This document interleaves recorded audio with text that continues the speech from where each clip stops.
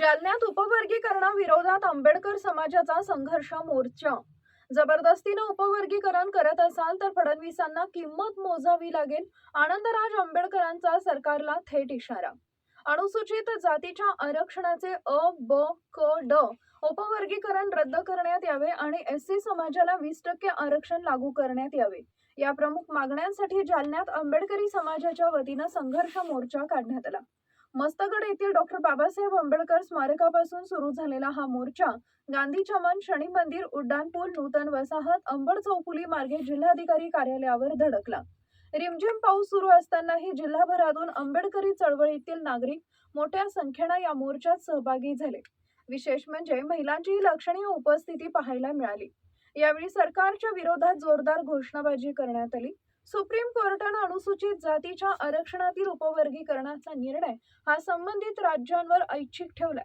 मात्र उपवर्गीकरणाच्या विरोधात राज्यातील अनेक जिल्ह्यांमध्ये आंबेडकरी समाजाच्या वतीनं मोर्चे आणि आंदोलन सुरू असतानाही सरकारनं जनतेच्या भावनेचा आदर केला नाही. तर आंबेडकरी जनता सरकारचा माज उतरवल्याशिवाय राहणार नाही असा इशारा यावेळी देण्यात आला. महाराष्ट्रात जबरदस्तीनं उपवर्गीकरण करण्याचा निर्णय फडणवीस सरकार घेत असेल तर त्याची किंमत फडणवीसांना मोजावी लागेल. सरकारनं जनतेच्या भावनांचा आदर केला नाही तर सत्तेतून पायउतार व्हायला वेळ लागणार नाही असा थेट इशारा आनंदराज आंबेडकर यांनी दिला आहे. दरम्यान दिल्लीतील जंतर मंतरवर सुरू असलेल्या विद्यार्थ्यांच्या आंदोलनाला आपला पूर्ण पाठिंबा असून या प्रकरणी जबाबदार मंत्र्यांनी तात्काळ राजीनामा द्यावा अशी मागणीही आनंदराज आंबेडकर यांनी केली आहे. विराट मोर्चा निघतो उपवर्गीकरणाच्या विरोधामध्ये काय सांगाल? जनभावना इतकी आक्रोश होतोय.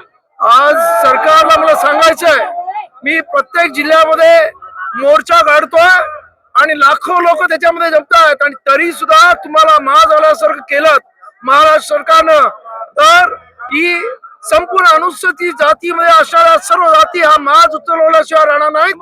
त्यामुळं सरकारला माझं सांगणं आहे की आपण कोणा विश्वासात न घेता जो हा आणि जबरदस्तीनं सुप्रीम कोर्टाने आदेश दिला, खोटा प्रचार करण्याऐवजी सुप्रीम कोर्टाने ते ऐच्छिक ठेवलेलं आहे.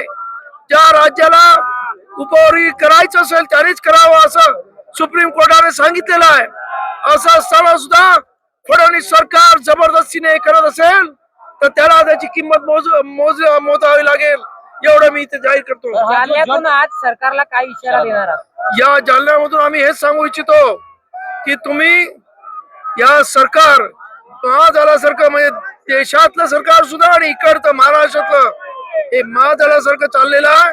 त्याने लोकभावनेचा आदर करा आणि लोकांच्या एकंदरीत ज्या भावना आहेत त्यांचा आदर लोकशाहीमध्ये ठेवावाच लागतो. न पेक्षा याच्यातून पाय उतार व्हायला वेळ लागणार नाही. सत्तेवरून एवढं लक्षात ठेवा.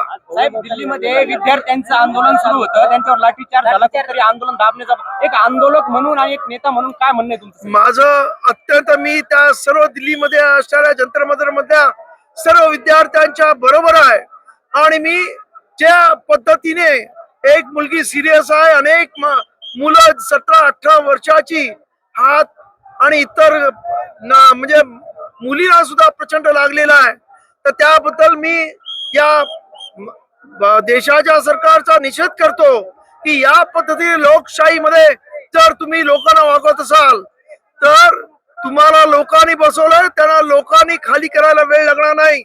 त्यामुळं आपल्याला मिळालेला सत्तेचा दुरुपयोग करू नका आणि लोकांची रास्त मागणी आहे असं माझं म्हणणं आहे की या इथे टीईटीचा पेपर फुटतो, या इथे नीटचा पेपर फुटतो. हे सर्व पेपर फुटण्यामागे जे जबाबदार मंत्री आहेत त्याने राजीनामा देणं अत्यंत गरजेचं आहे. अरे एकेकाळी रेल्वे मिनिस्टर या देशाचे लाल बहादूर शास्त्री होते. एक रेल्वेचा ऍक्सिडेंट झाला आणि त्यांनी आपल्या स्वतःच्या मंत्रिपदाचा राजीनामा दिला. हा आदर्श इथे ठेवला पाहिजे. न अपेक्षा खुर्चीवर चिटकून राहणे हे खरं म्हणजे अत्यंत दुर्दैवी आहे आणि जनता सहन करणार नाही. भाजप सरकारमध्ये आहे त्यांना आंदोलन मोडीत काढायचं असं म्हणायचं. सरकार प्रयत्न करते दडपशाहीचा, पण मला पूर्ण खात्री आहे की या देशातली आता तरुणाई जागलेली आहे आणि आता हे आंदोलन दडपण्याच्या पलीकडे गेलेलं आहे. हे सत्ताधाऱ्यांना असं वाटत असेल तर ते त्यांची भूलचूक होईल एवढं मी नक्की सांगतो. धन्यवाद.